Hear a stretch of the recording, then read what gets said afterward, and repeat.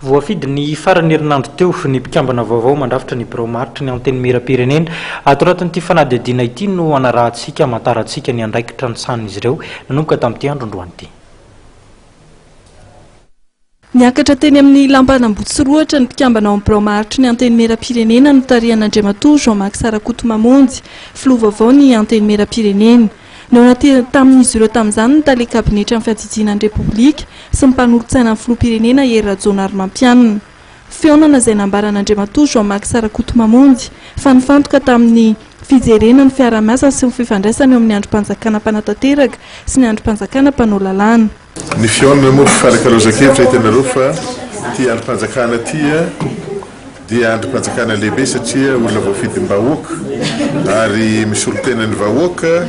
tsy vahoaka rehetra manerana Madagasikara ka io anatrehan'izany zavatra zany dia ilaina ho matotra hatrany ny fiaraha-miasa sy ny fifanankalozan-kevitra eo amin'ny samy tompona andraikitra hita amin'ny firenena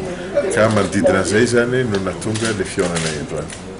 Momba ny famindram-pahefana eo amin'ny mpikambana amin'ny biraomaritry ny anteny mera-pirenena teo aloha sy ny vaovao dia toy izao ny variteny ny entiny questeur voalohany raha nanontaniana momba izany izy maraina teo. Tsy maintsy atao surtout ny questeur atao malaky satria miankina amin'ny questeur dorany fiodina zavatra fa ino izy ojatsy ny fiainana ny vola. Mety rovina ny andeha normalement tokony ratsandroany ariva raha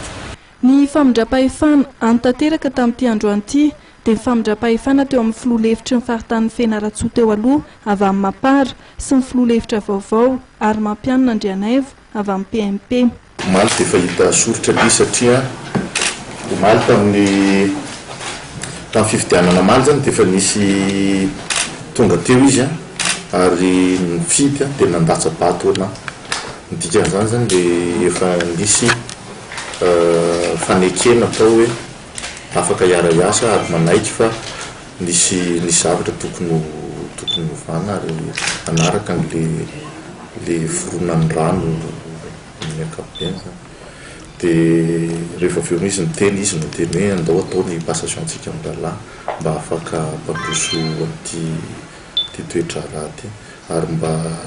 ary ihany koa hoe mba hisy ame ohatra ho amin'ny hafa hoe tsy mahasoa ny firenena le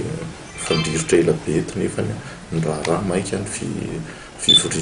fivoriana session ordinaire tokony hanomboka talata dia isorana anazy zany. Tao anatin'ny firalahiana ny famindram-pahefana teo amin'ny filoha-hevitry ny anteny mera-pirenena faritany Fianaratsoa izay famindram-pahefana voalohany teo amin'ny mpikambana amin'ny biraomaritry teo aloha sy ny vaovao.